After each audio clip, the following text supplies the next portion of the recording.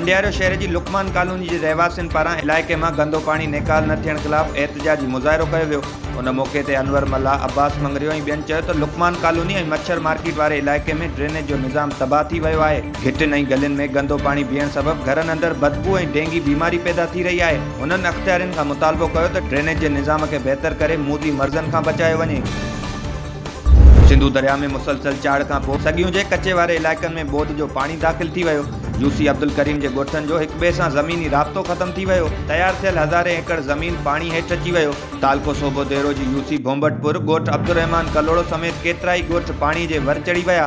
ॻोठाणनि पंहिंजी मदद पाण करे लद पलाण करण ते मजबूर आहिनि। जॾहिं त सिंध हुकूमत पारां हर ज़िले में बोद वारी सूरत हाल खे मुंहुं ॾियण लाइ करोड़े रुपयनि जा फंड जारी करण बावजूदि आपाशी ऐं सिहत खाते समेत ज़िले इंतज़ामिया रिलीफ कैंप क़ाइमु न करे सघी आहे। बोद मुतासिरनि सिंध सरकार खां मुतालबो कयो त आवाम जी मदद कई वञे। अॻूणे वफ़ाक़ी वज़ीर ख़ुर्शीद शाह जी तबियत ख़राब बाबति हलंदड़ ख़बरुनि ते शाह हाउस तरदीद कंदे चयो आहे त ख़ुर्शीद शाह बिल्कुलु ठीकु आहे। मामूल जी चकास लाइ इस्पताल वियो हो, जिते रत जूं टेस्टूं करायूं वयूं आहिनि। रिपोर्टूं मिलण बाद ख़ुर्शीद शाह कराची रवानो थींदो। जॾहिं त सिंध जो वॾो वज़ीर सैयद मुराद अली शाह, सूबाई वज़ीर ज़ियाल अंजार, मुकेश चावला ऐं ॿिया संदसि अयादत लाइ NICVD इस्पताल पहुची विया। म्यूनसिपल कमेटी शहदादपुर पारां रबियुल अवल जी आमद के सिलसिले में town chairman barrister Ali Murtaza Thaheem की सदारत हेठ इजलास तलब करे वरितो। इजलास में vice chairman Rana Luqman Rajput, PPCT सदर मुश्ताक कुरैशी ऐं काउंसलरनि समेत पार्टी उहिदेदारनि वॾे अंग में शिरकत कई। काउंसलरनि ऐं वार्ड के उहिदेदारनि पंहिंजे इलाइक़े में सफ़ाई ऐं जारी तरक्याती कमनि बाबति ब्रीफिंग पेश कई।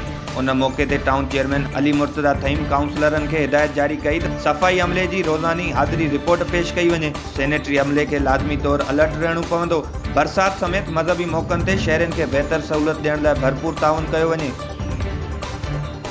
सकराटू कैंट थाने की हद में SHO कैंट अयाद हुसैन झंडण शहर में अमन अमान कायम करण लाइ मुख़्तलिफ़ इलाइक़नि में छापामार कार्रवाई कंदे शकी माण्हुनि खे गिरफ़्तार करे छॾियो। उन मौके ते SHO अयाद हुसैन झंडण चयो त SSP सखर जे हुकुम ते शहर जे मुख़्तलिफ़ हंधनि ते सर्च ऑपरेशन कयो आहे। होटलुनि ऐं दुकाननि ते बीठल शकी माण्हुनि खे गिरफ़्तार करे संदनि क्रिमिनल रिकॉर्ड चेक करण बाद खेनि आज़ाद कयो वेंदो।